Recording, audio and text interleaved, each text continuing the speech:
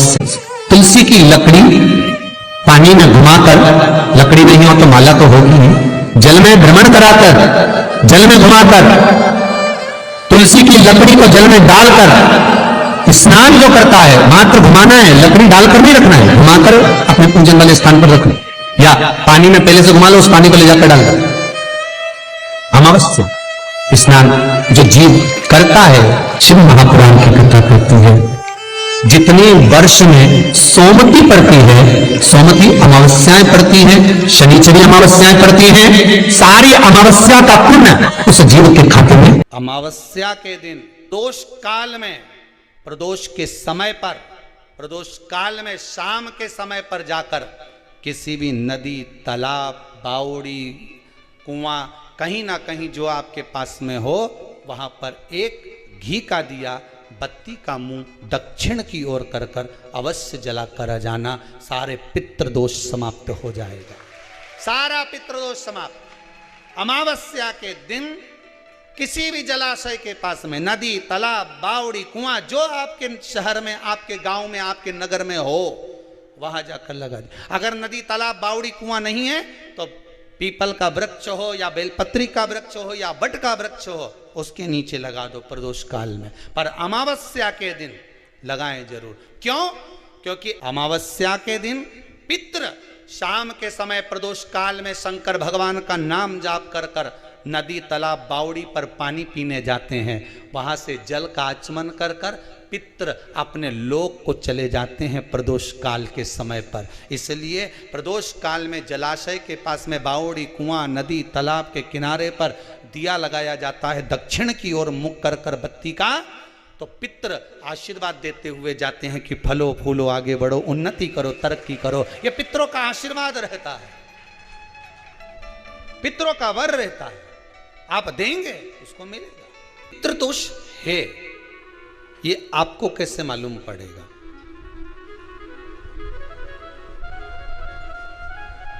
पितृ भूखे हैं, इसका तो वर्णन हमने पहले कर दिया कि रात्रि को जब आप सोने के बाद में 1-1.5 घंटे बाद अगर आपकी नींद खुल जाए, 1 घंटा 1.5 घंटा आप सो लिए, उसके बाद जो नींद खुली तो 1-1.5 घंटे तक अगर आपको नींद नहीं आ रही है, रात्रि को सोने के बाद में 1 घंटे बाद जब उठे तो आपको प्यास लग गई, भूख लगने लगी, प्यास लगने लगी कि मेरे को पानी पीना पड़ेगा, घबराहट हो रही, पानी पीना पड़ेगा। 1-1.5 घंटे सोने के बाद अचानक नींद खुले और आपको प्यास लगे, समझ लेना आपके पितृ भूखे हैं और प्यासे हैं, भूखे और प्यासे हैं, उनको जल की जरूरत है। किसी भी नदी में, सरोवर में, कुंड में, बावड़ी में, तालाब में, आप तीर्थ में जाकर जब स्नान करते हैं तो स्नान करने के बाद एक काम का नियम बना लो कि अपने हाथ की अंजलि में जल लेकर अपने पूर्वजों को देना है। प्यासे रहते हैं, भाग मांगते हैं, प्राप्त करना। 3 वृक्ष पितरों के तुल्य हैं। पहला पीपल, दूसरा बट वृक्ष, तीसरा बेलपत्र का वृक्ष। ये पितरों के तुल्य हैं। अगर आपको रात्रि में नींद नहीं आ रही है, ऐसा लगता है कि रात्रि को 1 घंटा 1.5 घंटा सोने के बाद कुछ गलत गलत विचार आने लगते हैं, नींद सुबह 3 बजे तक, 4 बजे तक नहीं आती, 4 बजे के बाद फिर नींद आती है, तो एक प्रैक्टिकल जरूर कर कर देखना। एक प्रैक्टिकल करने में क्या जाता है, प्रयास करने में क्या कुछ जाता है क्या? प्रैक्टिकल कर कर देखना कि कहीं सीओर वाला महाराज झूठ तो नहीं बोल रहा है, तो प्रैक्टिकल करने में कुछ नहीं जाए। 1 लोटा पानी लो, उसमें थोड़ा सा कच्चा दूध डाल लीजिए, श्राद्ध पक्ष चल रहा है, बेलपत्री का पेड़ या पीपल का पेड़ या बट का पेड़, इन पेड़ के नीचे ले जाकर उस दूध को दोपहर में सुबह 10 बजे से लेकर 12 बजे के बीच में ले जाकर चढ़ा दीजिए। रात्रि को फिर ना आपको प्यास लगेगी, ना भूख लगेगी, नींद एक बार लगी तो सुबह ही खुलेगी। प्रैक्टिकल करने में क्या जाता है? पानी डालने में तुम्हारा कुछ जाएगा? अरे बोलो तो सरी, प्रैक्टिकल करने में क्या जाता है?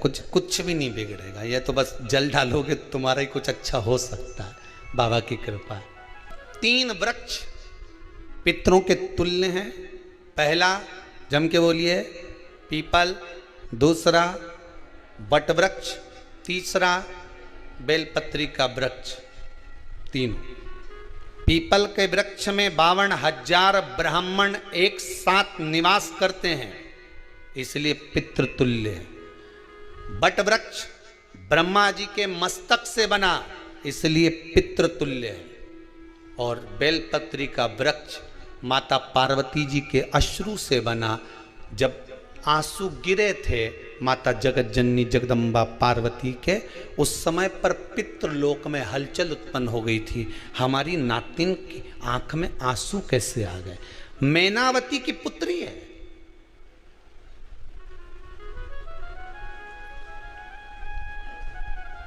पितरों की नातिन, इसकी अश्रु कैसे गिर गए?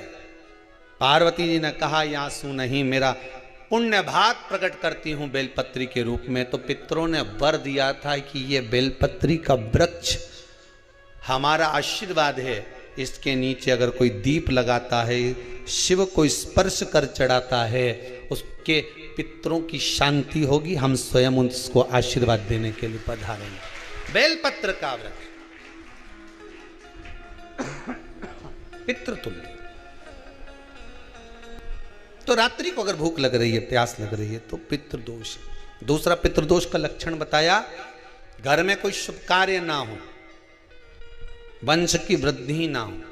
1 रुपये कमाओ, 1.25 रुपये खर्च हो रहे हैं, पैसा 10 जगह से कमाई आ रही है पर घर में टिक नहीं पा रही है, आया गया, पितृदोष।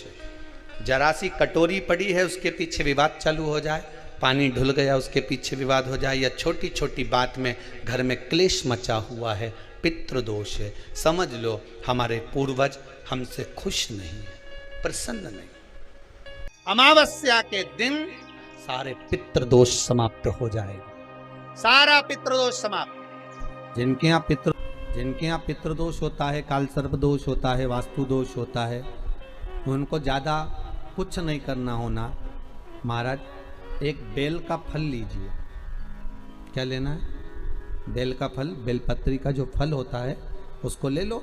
उसके अंदर का जो गुर्दा होता है, अंदर का जो भाग होता है, उसको निकाल लीजिए।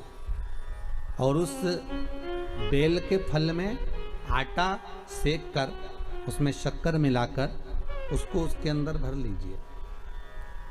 अमावस्या के दिन सुबह 10 बजे से पहले उस बेल फल में, जिसमें तुमने पंजेरी भरी है, आटा सेक कर भरा है शक्कर के साथ में, उसको अपने घर में घुमाने के बाद में, जिसको काल सर्प दोष बताया है, पितृदोष बताया है, या वास्तु दोष का स्मरण बताया है, घर में सब दूर घुमाकर अपने परिवार का हाथ का स्पर्श कराकर पीपल के पेड़ के नीचे तक खड्डा खोदकर उस बेलपत्र के उस फल को दाब दीजिए।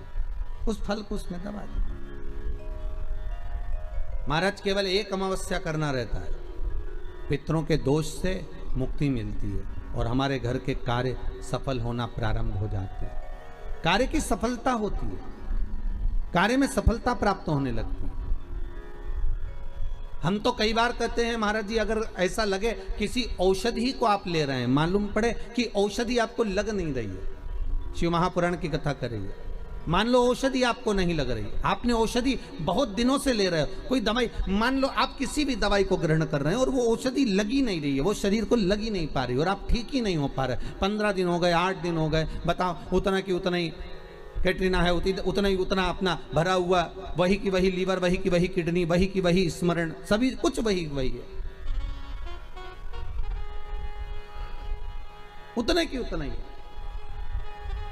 बीपी भी ऊंचा नीचा चल रहा है पर लेवल में नहीं आ रहा, शुगर भी लेवल में नहीं आ रही, तो प्रयास करा करो महाराज, बेलपत्री के फल का जो गुर्दा है, अंदर का जो भाग है फल का, उसको पानी में गला लीजिए और प्रदोष कम से कम प्रदोष नहीं हो और बीमारी जरा दवाई लगी नहीं रही हो तो बिना प्रदोष के भी कर सकते हो, उसको पानी में गलाइए।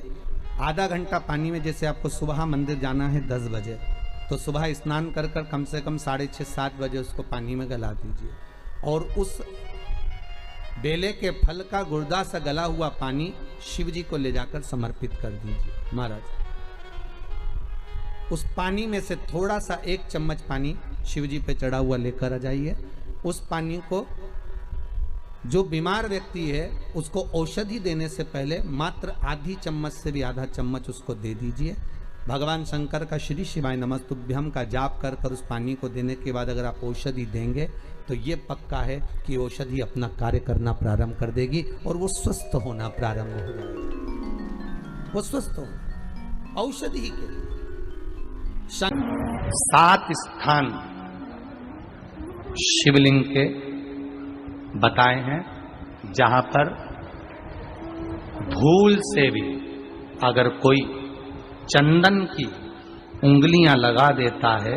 7 स्थान ऐसे हैं जहां चंदन की मात्र उंगलियां लगा देने से ही शिव पितृलोक के पितरों को मुक्ति प्रदान करके वैकुंठ लोक का निवास दे देते हैं। 7 स्थान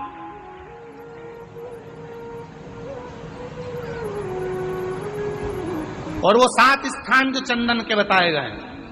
पहला, भगवान देवाधिदेव महादेव के शिवलिंग पर चंदन का लेपन। समझ लेना जरा बहुत अच्छे से। आपको लगता है स्वप्न में कोई मुर्दे दिख रहे हैं या कोई जल रहा है या कोई मर रहा है या कोई चला गया है, ऐसा भय लगता है। बच्चों को मानी भेजूंगी ऐसा हो जाएगा, पति को मानी भेजूंगी ऐसा हो जाएगा, कोई हमारे कोई गलत तो नहीं कर रहा है, आपको लगता है। 7 स्थान चंदन के बताएं महाराज। पहला शिवलिंग, दूसरा जहां गणेश जी का स्थान है, मालूम है ना सबको, जम के बोलो जरा, मालूम है ना सबको, जहां गणेश जी का स्थान है वहां अलग से गणेश जी बैठे, वहां नहीं। शिवलिंग में जलाधारी के ठीक सामने राइट में गणेश, लेफ्ट में कार्तिकेय, बीच में अशोक सुंदरी।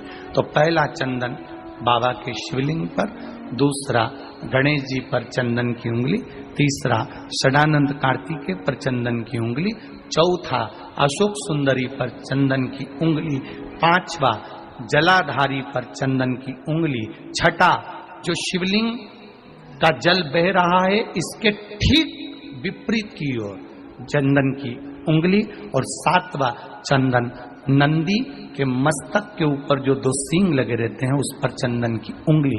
ये कब लगाई जाती है? या तो अमावस्या के दिन। आपको लगता है कि हमारे पूर्वजों का उद्धार नहीं हुआ, हमारे पूर्वजों का कल्याण नहीं हुआ, कहीं अधोगति में कोई चला गया है, उसका बस एक बार, रोज नहीं जरूरत है, प्रतिदिन जरूरत ही नहीं, महीने में एक बार अगर अमावस्या के दिन भी आपने चंदन के थोड़ा सा चंदन अगर मेरे देवाधिदेव महादेव को 7 स्थान पर समर्पित किया है। अशोक यहाँ पर वर्णन कर रही है, मैना, धन्य और कला की कथा कह रही है। तीनों ने सनकादि ऋषियों से मांगा। चंदन भगवान को अति प्रिय होता है और चंदन ही एक ऐसा होता है जो पितरों को भी प्रिय होता है, जिसका स्पर्श मात्र लगने से पूर्वजों का कल्याण हो जाता है, वो चंदन है। अमावस्या के दिन जो नदी, तालाब, बावड़ी, कुआं किसी भी एक जगह पर अपने पूर्वजों का नाम लेकर शाम के समय पर दिया लगाएगा, ये मेरा विश्वास रहता है, उसके लिए कुबेर भंडारी भंडार जरूर बनेगा, पितृ भंडार जरूर बनेंगे। ये निश्चित। अमावस्या, तुलसी की लकड़ी पानी में घुमाकर, लकड़ी नहीं हो तो माला तो होगी ही, जल में भ्रमण कराकर, जल में घुमाकर, तुलसी की लकड़ी को जल में डालकर स्नान जो करता है, मात्र घुमाना है, लकड़ी डालकर नहीं रखना है, घुमाकर अपने पूजन वाले स्थान पर रखना, या पानी में पहले से घुमा लो, उस पानी को ले जाकर डाल दो। अमावस्या स्नान जो जीव करता है, शिव महापुराण की कथा कहती है, जितनी वर्ष में सोमती पड़ती है, सोमती अमावस्याएं पड़ती हैं, शनिचरी अमावस्याएं पड़ती हैं, सारी अमावस्या का पुण्य उस जीव के खाते में चला जाता है। तो अच्छे से ध्यान रखिएगा, आप ब्राह्मण को भोजन कराएं ना कराएं, आपने धूप छोड़ी ना छोड़ी वो पता नहीं, गाय को रोटी दी ना दी, स्वान को भोजन दिया ना दिया, कौवे को भोजन दिया ना दिया, चलेगा। पर अमावस्या के दिन, उस दिन प्रदोष काल में, प्रदोष के समय पर, शाम के समय पर जाकर किसी भी नदी, तालाब, बावड़ी, कुआं, कहीं ना कहीं जो आपके पास में हो, वहां पर एक घी का दिया, बत्ती का मुंह दक्षिण की ओर कर कर अवश्य जला कर जाना, सारे पितृ दोष समाप्त हो जाएगा। से निवेदन है, माताओं से निवेदन है, मान लो आपको कोई ब्राह्मण देवता ने कहा कि आपके यहाँ पितृ दोष है, तो आपको घबराना नहीं है कि महाराज जी मुझे क्या करना पड़ेगा। पितृ दोष है, एक चावल का दाना घर में से लीजिए, हथेली पर रखिए, पानी का जो मटका होता है, हंडा होता है, पानी का जो मटका है, हंडा है, जहां पर रसोई घर में तुम पानी रखते हो, उस हंडे के पास में, मटके के पास में उस चावल के दाने को लेकर जाइए, अपने पितरों का स्मरण कर कर स्वधा स्वधा स्वधा स्वधा स्वधा 5 बार बोलकर शंकर भगवान की शिवलिंग पर, तुम्हारे घर में शिवलिंग हो तो घर में, और अगर मंदिर में शिवलिंग हो तो मंदिर में, उस चावल के दाने को चढ़ा दीजिए। कैसा भी पितृदोष होगा समाप्त हो। कि गाय जब अपने बछड़े को दूध पिलाए और बछड़े के मुख पर जो फेन आए, उस फेन को अमावस्या के दिन दोपहर में 12 बजे चम्मच में लेकर, जो बच्चा चिड़चिड़ करता हो या पढ़ाई में मन नहीं लगता हो या दिमाग थोड़ा सा कमजोर हो, डॉक्टर के इसका विवेक काम नहीं कर रहा, बुद्धि काम नहीं कर रही है, उस बच्चे को 2 या 3 अमावस्या गाय जब बछड़े को दूध पिलाए, बछड़े के मुंह पर जो फेन आता है वो फेन उस बच्चे को पिला दिया जाए, तो बच्चा विद्वान होता है, उसका विवेक काम करना प्रबल हो जाता है।